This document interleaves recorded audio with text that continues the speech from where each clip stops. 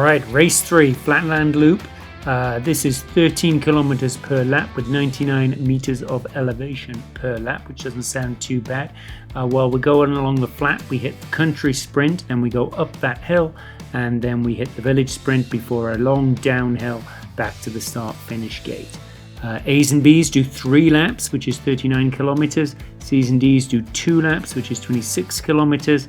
There are FAL and FTS points at both the sprints, country sprint and village sprint, which of course you will hit each lap. In terms of the power-ups, there are 3 as always. There is the truck or lorry, which increases your draft. There is the aero helmet, which increases your aero, and then there is the feather, which decreases your weight. And I've got a specific place I think that feather will be coming really handy in order to help you on the village sprint. We'll get to that a little later on. Okay, bike choice, we'll cover that a couple of slides down. All right, key attack points. I've only really got 3 key attack points, but of course you'll hit them each lap. First off, fast out of the gate. I know every Zwift race is fast out of the gate, but this has a relatively long 800 meter downhill out of the gates.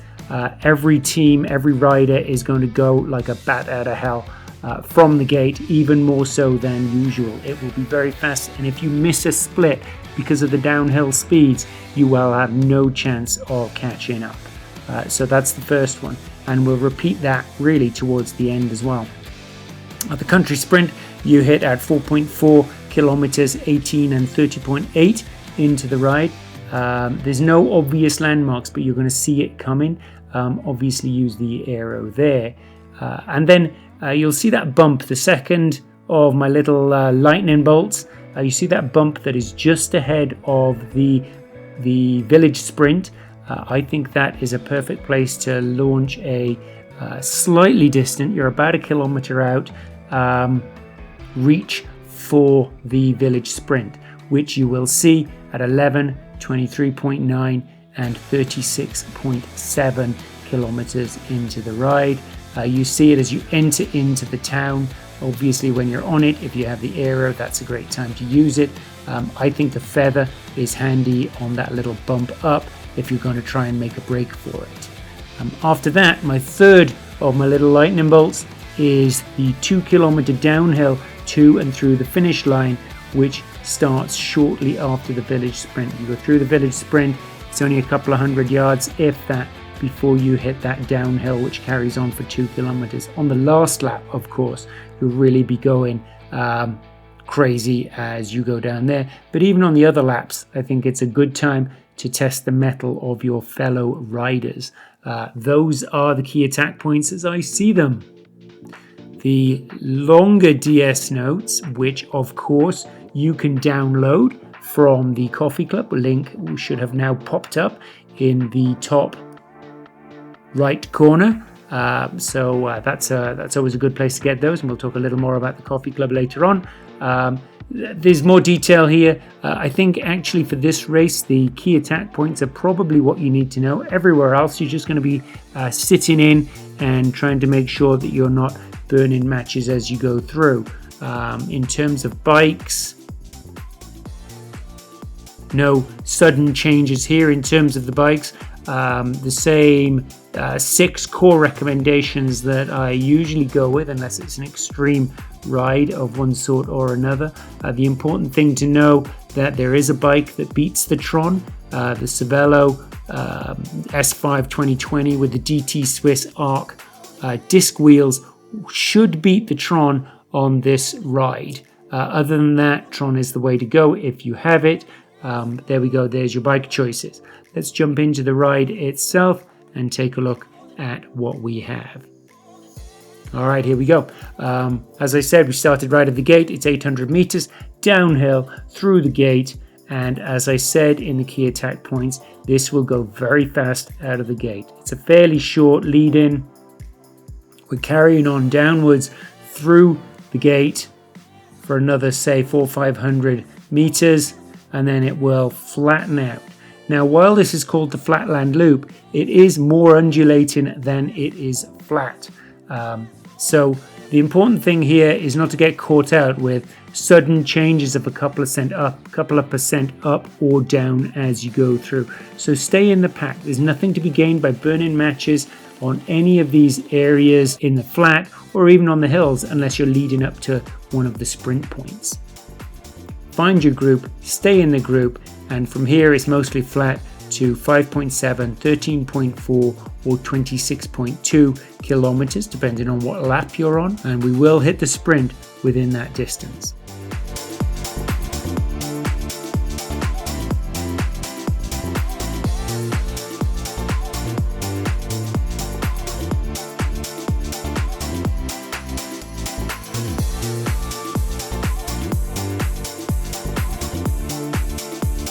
While I'm here, let's have an extra special mention to some of these members of the coffee club. This list of 100 people are the 100 people that have actually donated to the coffee club. So that's kept me in caffeine for the last 6 months. So thank you to every single one of you guys. Thank you to everyone who has downloaded anything as well from the coffee club, and I'll pop a link up there again so you can go to the downloadables. But extra special mention to every one of those people on that list. As always, if you want to help out Sherpa Dave, you don't have to donate money, but I would love for you to share this video with all the riders in your team and in all the other teams that you know. Maybe you've got you ride with a group that has multiple teams. Well, share the video link out to all of those guys. Let's jump back into the ride and stop the advertising. I do find Makuri Island or Yamuzi, whichever one I'm supposed to call it, quite hard to navigate on. I've ridden it a bunch, but it still seems just difficult to work out where I am, what's going on, and that's going to make it tricky. If you have the same trouble on this map, that's going to make it a little bit tricky to know when you're approaching the sprints.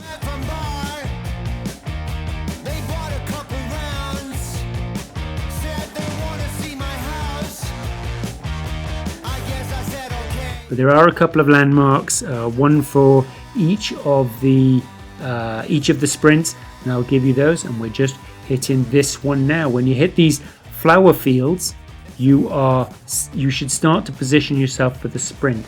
Sprint comes at 4.4 kilometers, 18 and 30.8 kilometers, and we can see it in the mini map clearly now. And here's the start of the sprint.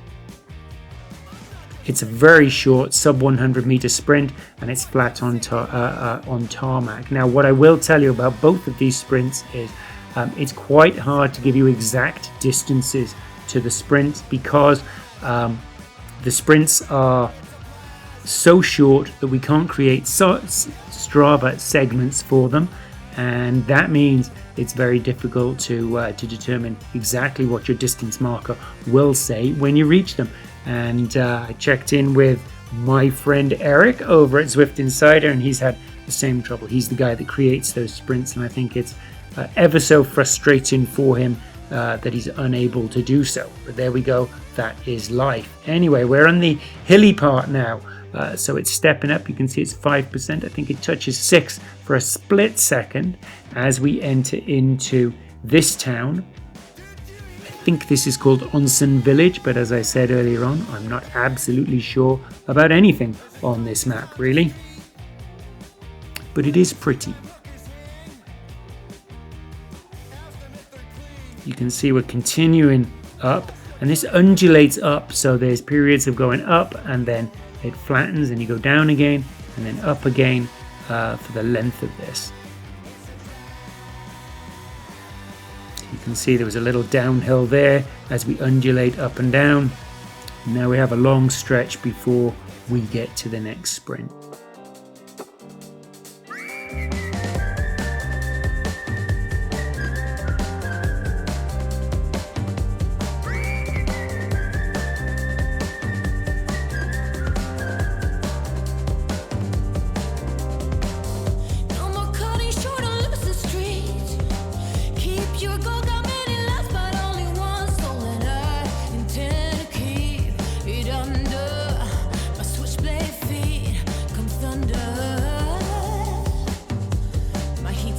Passing those pens. Those are not the pens we started at. There are 2 start pens on this map. We start at the one and we go past the other.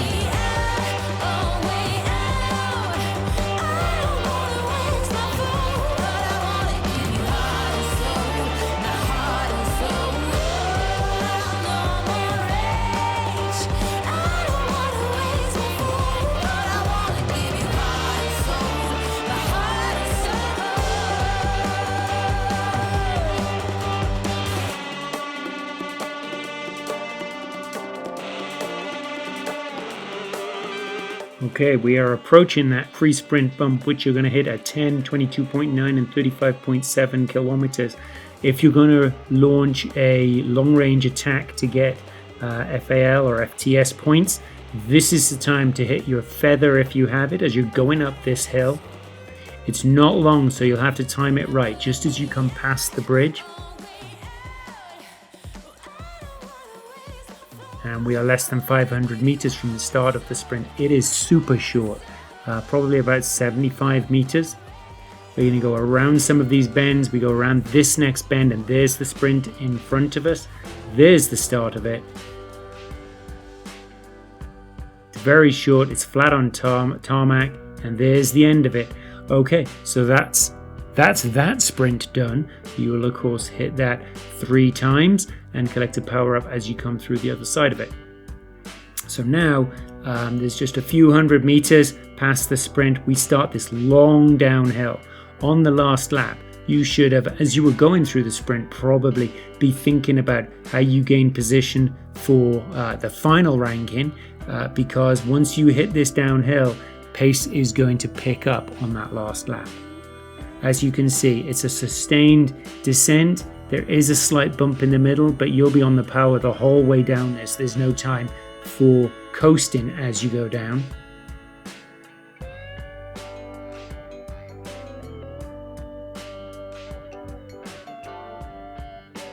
You can see the pens go straight past there. Now you can see the finish gate. If this is your first or second lap, or I guess just first lap if you're CD, then you're going to plow straight through here and carry on. I will just leave you with the 3 slides, or maybe there's 4 actually. The race on a page, the DS notes and the attack points and the bikes. And I will see you out there on Tuesday. Have a great few days till then, and ride on everybody.